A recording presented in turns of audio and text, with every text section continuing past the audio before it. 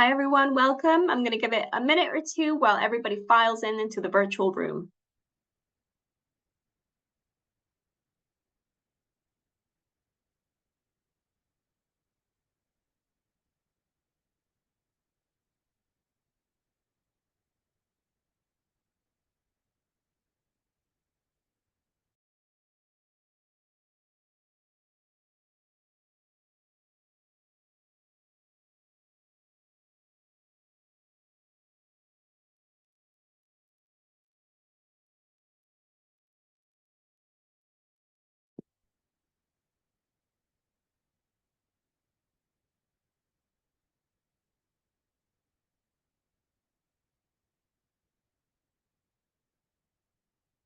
Great. I'm going to get started. A few more people are coming in, but I'm sure they'll catch up in time.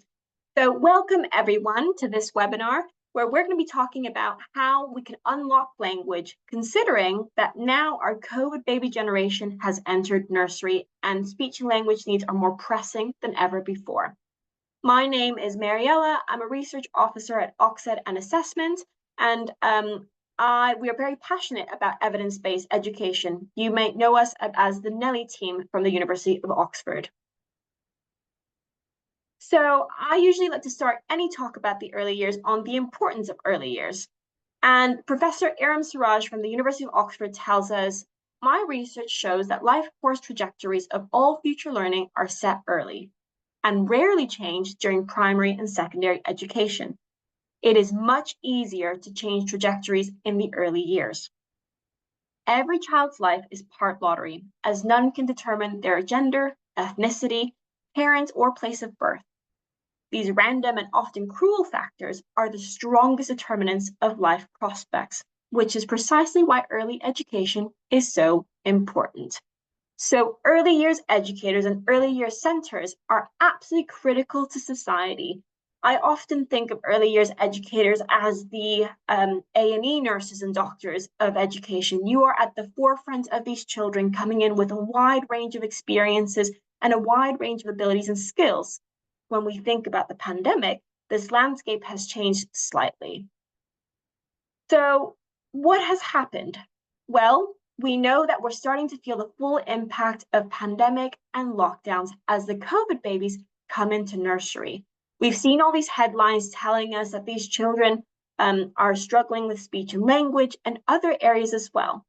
And this image that we see of the two boys outside the window is really powerful to me because it speaks to the reality of what these babies were born into. These are babies that were born into isolation, where for the first basically 2 years of their life, all they saw was their parents, perhaps a couple siblings, but they may not even have known their grandparents or anybody beyond that for over a year and a half.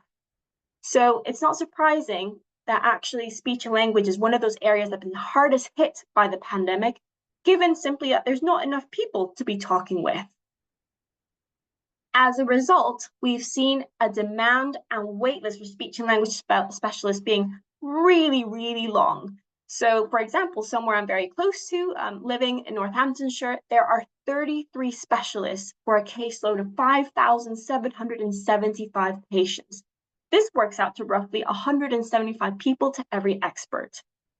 The number has increased and continues increasing, and unsurprisingly, the poor specialists have had a substantial negative impact on their own mental health. And this means that early years educators need to be empowered to actively boost language skills to support the therapists, and also making sure that those resources from the specialists are properly allocated and those children who really need that specialist support are seen as quick as possible. And on the other hand, we have our statutory and non-statutory guidance in England that really highlights the importance of the early years language, and it's important in other key areas of development. So we see it in Development Matters, we see it in the EYFS, and of course, we know that language and communication is a prime area, and for good reason, we're about to see. Now, why is language a prime area? Well, language is actually a very complicated skill that we often take for granted. So when we talk about language, we have to think about all the skills that we're juggling. We are all at once choosing which words to use, that's vocabulary. We're thinking about the sounds in those words, that's phonology. We think about the order we're putting these words in and their form so they make sense, that's grammar. We're thinking about what words and sentences mean, that's semantics. And then we're thinking about how we best choose to express that meaning, and that's pragmatics.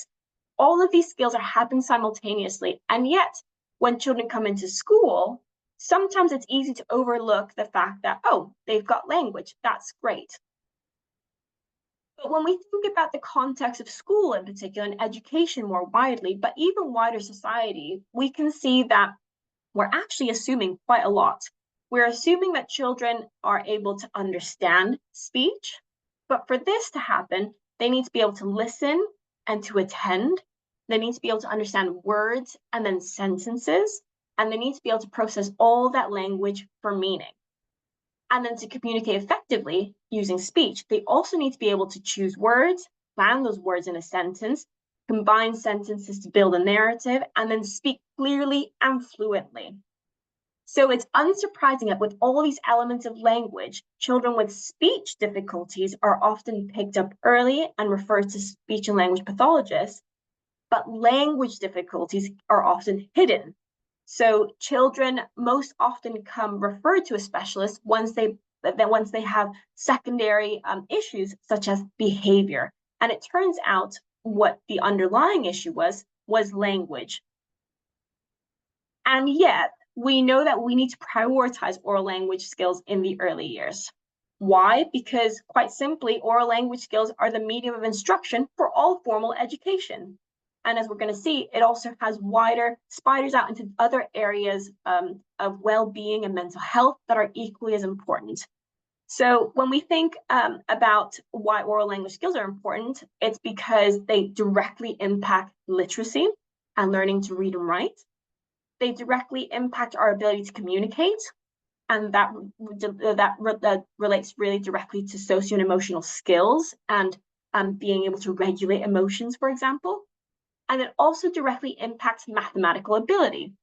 When you talk to teachers and other in secondary education, for example, they may think, well, mathematical language is universal, it's numbers, that's universally understood. To that, I always say, go into an early years classroom, because you'll know that the first encounters we have with mathematical ability has to do with counting, is asking about more or less, and these are all language abilities, not numerical abilities precisely. What happens if we don't intervene in oral language? Unfortunately, the consequences are short-term, long-term, and can lead to poorer life outcomes. So children with poor oral language skills and early language delays are more likely to have socio-emotional and behavioral difficulties. They're also more likely to have fewer qualifications at lower grades, which leads to lower literacy skills in adulthood, which means that they can have lower income or reduced employment opportunities, and unsurprisingly, also a higher incidence of mental health issues. So the consequences are very far-reaching.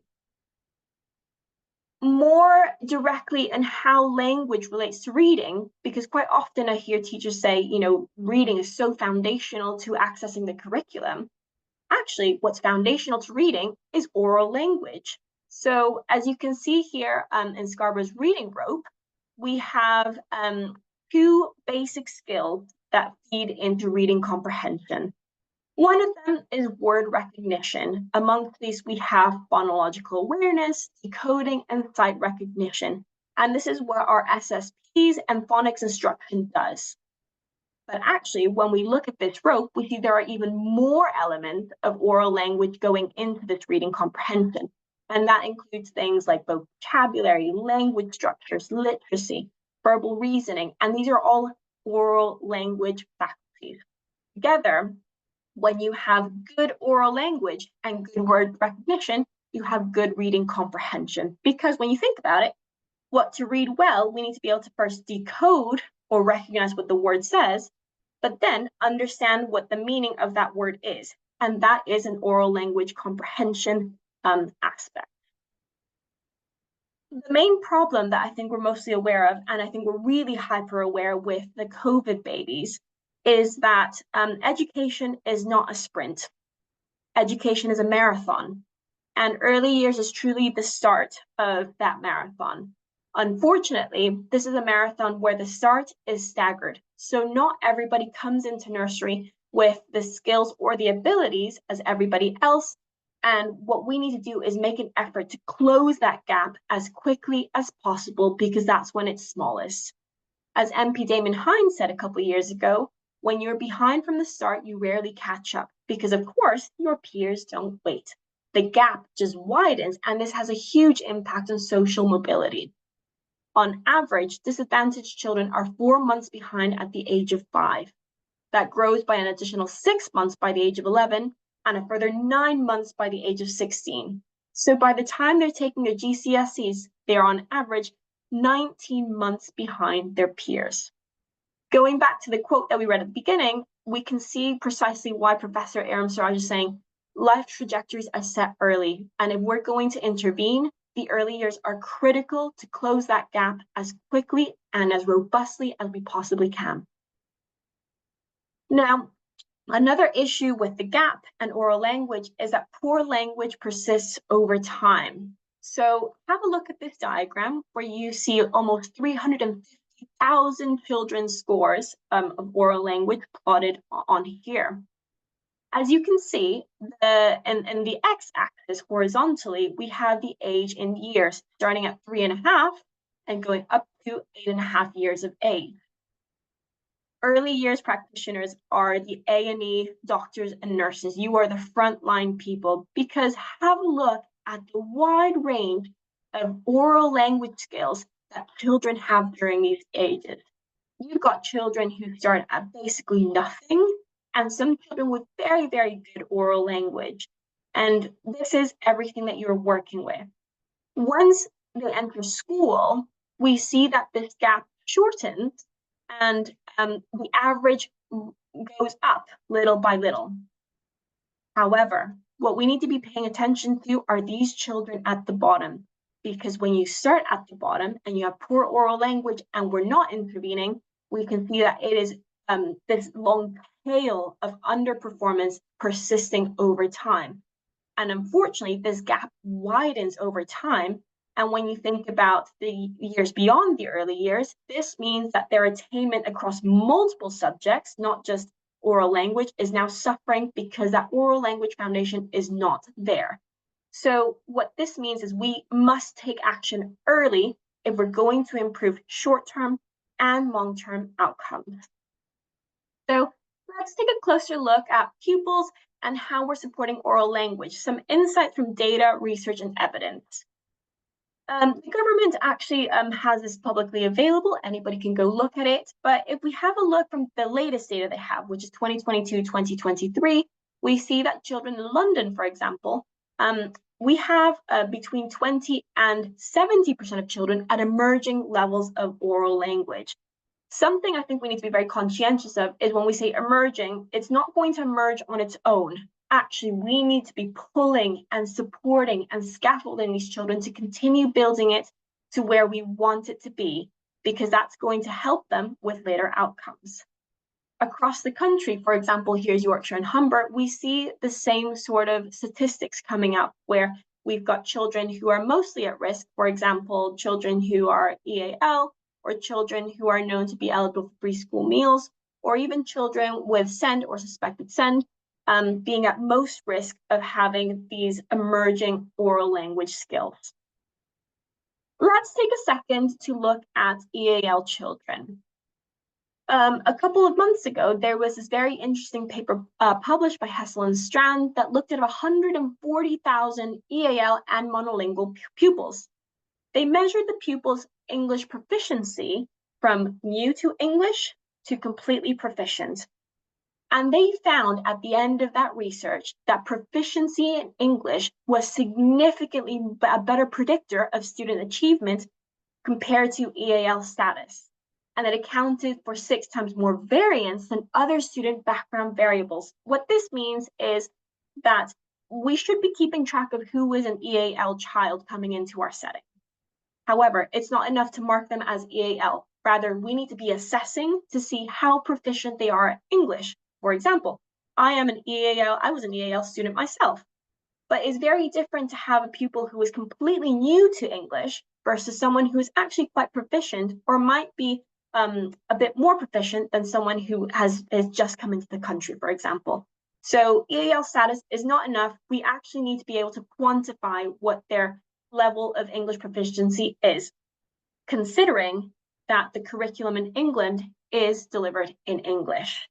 Now, what this means also is that we can continue to encourage parents and families to continue with their native tongue at home, because we know that children who have good oral language skills in one language are very likely to be able to develop the other language as long as the exposure and support is there. If a child is struggling with both their native tongue and English, that is a bit of a sign that we should be recording this as a child with a possible disorder or possibly needing more support from more specialists because it's a cross language in general. And the explanation that these scientists gave for this finding is that, well, quite simply, English proficiency is very crucial when you have an English language school system. Language is literally the prime medium for learning, and it links to attainment across the entire curriculum. If you don't understand what a teacher is saying, and if you can't participate in class to build your learning, it is very difficult for you to have better attainment across any subject. And again, they went back to this. We need to integrate oral language assessing, comprehensive training, and resources to support building English proficiency. And like I said at the beginning, we are better known as the Nelly team. So we've been tracking children for about 5 years now, including EAL children.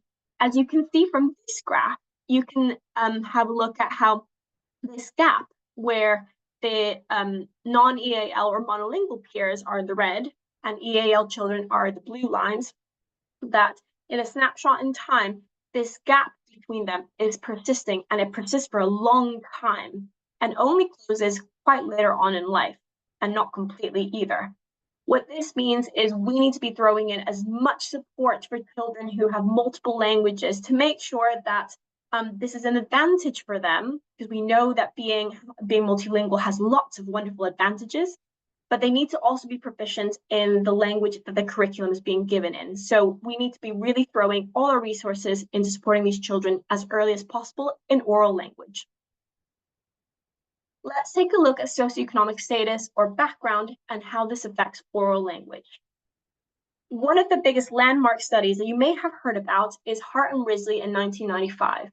This was in the US, where these two scientists found that in 1 year, when you extrapolate a 100-hour week, children from a professional parent or a professional class heard 11 million words compared to children from a welfare class who heard only 3 million words.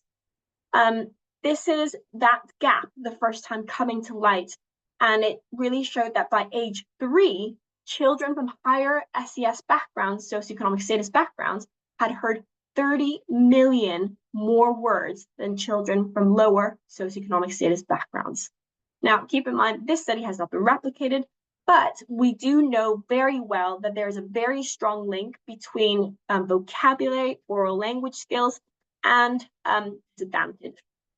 So here's another more recent study that showed that when you take account of cognitive stimulation, they called it, and this engulfed things like access to learning materials at home, the caregiver involvement in the children's learning, exposure to complex language, and variety of experiences, there were very strong links between socioeconomic status, children's language skills, and academic attainment.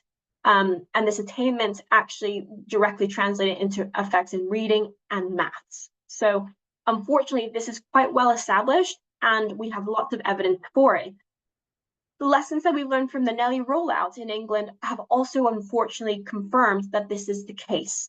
Here, what we can see is school. So these are schools in different deciles across the country. One being the most schools in the most advantaged areas, and 10 being schools in the most disadvantaged areas. 100 is an average score for language. And we see this very strong line of how children from more affluent or more advantaged areas are scoring significantly higher than the average, whereas and then it declines quite rapidly as you move through the deciles. So again, there's lots of evidence for this very strong link that we want to break through intervention. And also, let's talk a little bit about special educational needs. Something is happening in England where there is an alarm bell being rung on developmental language disorder. So, as a bit of a background, at Oxford, we're actually founded by two of the world's most prominent psychologists in children's language and reading difficulties, Professors Charles Hume and Maggie Snowling, that you can see here. And last year, they were both interviewed by TES at different points, where Maggie Snowling, what actually the world's most cited academic in dyslexia, said, we need to look beyond dyslexia. We know this dyslexia quite well. We have interventions, we have assessments. What we need to be looking at is oral language.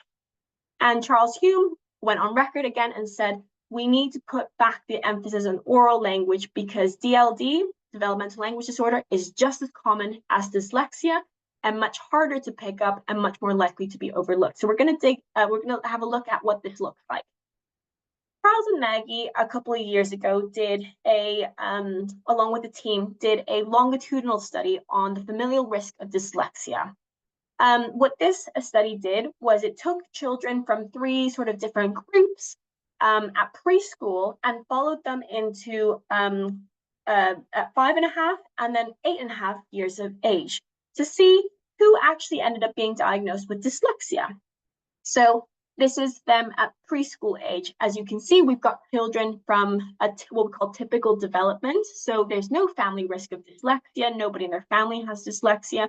For everything that we know from them, they shouldn't be developing anything. There are children with family risk of dyslexia. So they have a parent or a sibling or somebody directly related to them who has dyslexia. So they have a genetic predisposition to dyslexia. And finally, we had a third group of children who have developmental language disorder. So these are children who we do know or have very strong suspicions of having important weaknesses in their oral language. Now, if you look at this table, you can see on the x-axis here horizontally, phonological awareness. Again, this is decoding. It's what our phonics programs focus on and SSP try to do very well. On the y-axis, vertically, for all three of them, we have oral language comprehension. And we can see that together, when the typically developing children having both strong phonological awareness as well as strong oral comprehension means that they're going to have good reading comprehension, with a couple of outliers with poor oral language or poor phonological awareness. We see that the children who are at risk of dyslexia are a bit more spread out. So some of them do have good reading and good decoding and good oral language, but some of them are already raising red flags that they are doing good in oral language, but poor at decoding. And some of them are actually have poor oral language as well. And the children with poor oral language skills or developmental language disorder are kind of all over the place. Some of them have good phonological awareness, but poor oral language. Some of them have both. Some of them have good in both. So they're a bit more all over the place. This is at preschool. Let's follow them up to being 8.5 years of age. At 8 years of age, they found that 7% of the children in the typically developing group actually were diagnosed with dyslexia. This is in line with population studies, and we know that roughly about 7% of the population will be diagnosed with dyslexia. Children who were at family risk, so children who had parents or other siblings with dyslexia, are 26% more likely to be diagnosed with dyslexia. So this is a significant risk factor that we need to be looking out for in the early years. However, children who had developmental language disorder in preschool years, 66% of them ended up having dyslexia as well. And this study really highlighted the importance, the criticality of oral language skills in reading and dyslexia in general. When a child has good oral language, but poor phonological awareness, as is the definition of dyslexia, They're able to bootstrap themselves and kind of make something of what they have because they have a good repertoire, a good selection of vocabulary, of language. But when a child is struggling with both oral language and decoding and phonological awareness, they are really, really lacking support to be able to access reading. So this study showed that actually what we need to be focusing on in the early years is oral language. Oral language is one of those protective factors that Aaron was telling us about that will help them short term, but also in the long term. So some of the findings of this longitudinal study they did included that reading comprehension, when we reverse engineer basically this study, reading comprehension at 8.5 years of age is predicted by word level literacy skills at 5.5 and oral language skills at 3.5. So again, life trajectories are set early. Oral language skills are one of those things we need to look out for because that's telling us what that trajectory currently is. And we have time to make some adjustments, put in some support to change it. They also found that children with dyslexia had specifically difficulties with phonology and emergent reading skills in the preschool period, but children with DLD, developmental language disorder, with or without dyslexia, had a wider range of impairments, including significant problems with executive and even motor tasks. So there is something saying here that oral language is everything. Oral language is not just impacting our ability to communicate, it's actually very important for literacy, but also maybe for physical development and other parts of executive functioning that will have massive implications later on in life as well. Let's go back for a second here. These are the children at age 8. We know that 66% of them end up having dyslexia. I want to focus in on this little group here, highlighted in red. These are children who are actually doing really well in phonological awareness. Some of them are extraordinarily well in phonological awareness. That means if we put them through a phonics screening check, they'll pass it. They're doing really well. However, they're scoring quite low in oral language. What is going on here? These children are profiles that are often missed in schools because they're called poor comprehenders. These are children we need to look out for because these are children who will decode very well, but have very below average reading comprehension for their age. And these difficulties are persistent and reflect an underlying problem with language comprehension. They often go unnoticed because, like I said, once we hit into the importance of phonics, which is very important, we can see from this chart over here that actually, in accuracy, normal readers and poor comprehenders are scoring about the same, or at least nothing that would flag up for us. But once we look at their comprehension, we see that normal readers do well in that as well, but these poor comprehenders are really showing significant weaknesses. So we need to be very careful and be screening and assessing children's oral language in the early years, as well as focusing on oral language to making sure that these children are not missed once they go into phonics and phonics screening checks and the importance of that as well. So how can we support oral language? This is one of the most important questions that we get asked as a research group and also as a team, a delivery team. Well, this is a familiar face in the early years and a very big advocate for the early years. Dr. Julian Grenier says, there's a long-standing problem in England, and that's that it's a country with how well you do in education is strongly associated with how well off your parents are. We know this. The research says this again and again. We need to be breaking this link as quickly as we can. And he says quality and equality must go hand in hand. Early education programs must be based on evidence because it's not good enough anymore for people to say they believe in one approach over another. We have a professional responsibility to our children, to their families, and the community, and we must always work hard to get that right. And this is true. We now have institutions, we now have resources that are telling us what we can do with programs and how well evidenced they are. This is an entire scientific ramification of education that is really telling us what works. So let's talk a little bit about why being evidence-driven matters and what this looks like. Being evidence-driven matters because, quite frankly, our time, our resources, our staff are finite and very precious commodities. We get no more of them, and we must always choose. The second that we are choosing to do something, we are giving up doing something else. Because we're only one person, we've only got a certain amount of time. That's just the way things are.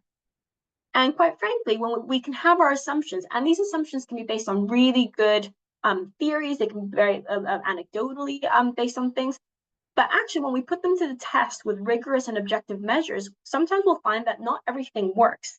A couple of months ago, this research story was published by the Myriad study, which was fantastic because it showed that this program rolled out in secondary schools to support children's mental health didn't work. What it means is that they had half of the children doing this program, half of the children who did not do this program, and they saw no difference in these children's mental health outcomes in the end. They were not doing any better, they weren't doing any worse. There was nothing. And this is very important because it doesn't tell us that mindfulness in general doesn't work. Actually, we do know very well from other research that it works quite well in adults, for example. But it means that the way that this program was run, or maybe the structure of it, or maybe with this population, we don't know why, but it doesn't help. And the head teacher of that participated in the study was asked, how do you feel about this? What does this change for you? And he said, in my view, the ethical thing to do as a head teacher or a policymaker or a teacher is to consider the science. Because if you invest into something that doesn't have evidence, you're taking those resources away from something else that might. And this goes back to, again, our time, our resources, our staff are really precious commodities. Something else that came out a couple months ago that was really fascinating was Sure Start findings. We found that children living near a Sure Start center did better at GCSEs. And this was an impactful piece of research because it was longitudinal research and we're following up these children for years and years. And it really showed how, amongst other things, how the benefits of supporting oral language early on has a compounding effect. So what does this mean? Of the EYFS areas that they were looking at, the only one that was statistically significant, meaning the only one that they can directly link being close to a Sure Start with better outcomes, was in communication and language. And this is important because they found that simply by this skill, communication and language, being supported by Sure Start, they found the performance of these children grew over time as children got older. So improvements in communication skills at age 5 for children exposed to Sure Start play an important role in helping these children better access the curriculum from an early age. So what we were looking at the beginning, the oral language is the prime medium of learning. And if we can get that right in the early years and continue monitoring those children at the bottom in the first few years of primary, for example, we can make sure these children are accessing absolutely everything else.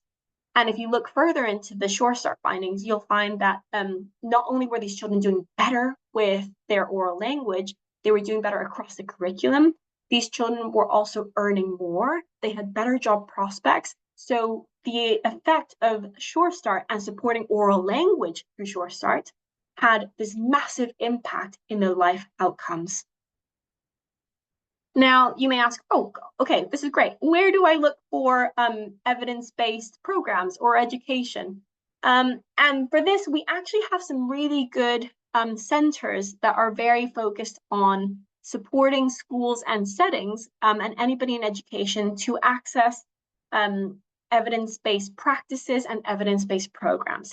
The Education Endowment Foundation, also known as the EEF, is a foundation dedicated to breaking the link between socioeconomic status and children's outcomes. And that's ultimately what we all want.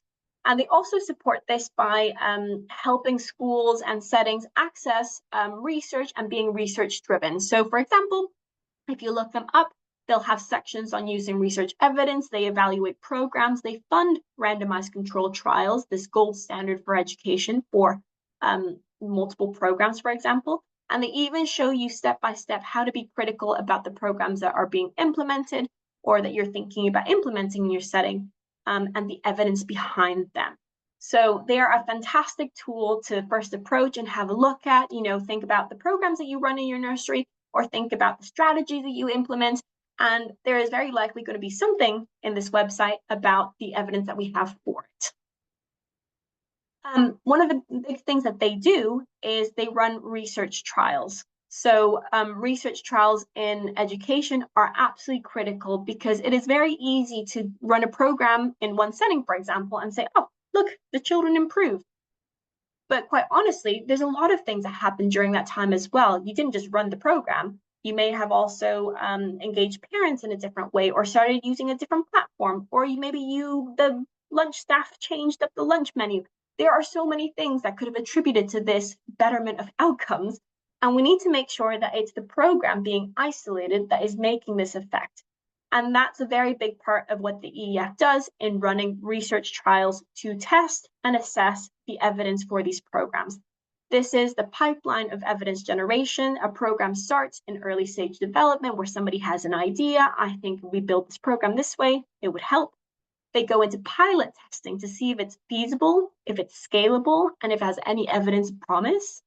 They go into efficacy trials where we look at impact data. Did it actually work with a control group, compared to somebody who did not receive the intervention? And then we go into effectiveness, large scale. If we were going to roll this out, would it work in real life conditions? And then finally, if something works, they do a scale up, which is very, very big. And we continue monitoring the impact to make sure that every single time that you're doing a program, all the resources, the time, the staff that you're investing into it is well spent. And finally, to wrap this up, I'm going to go back to the quote that I started with Professor Aram Siraj, who says, "It is during the early years of rapid physical growth and brain development that children benefit the most from high-quality education and schooling. This then becomes a protective factor, ameliorating the risk from the birth lottery." And I love this quote because it is exactly that. As early years centers, as early years educators, you are at the forefront of high quality education. And the potential to close that gap, to make that impact, is massive in this age. What we've seen here is how supporting oral language is one of the most powerful things that we can do in the early years to put children in good stead for the rest of their lives. Oral language really is everything. Thank you very much for your time. I hope you have a really good rest of your day.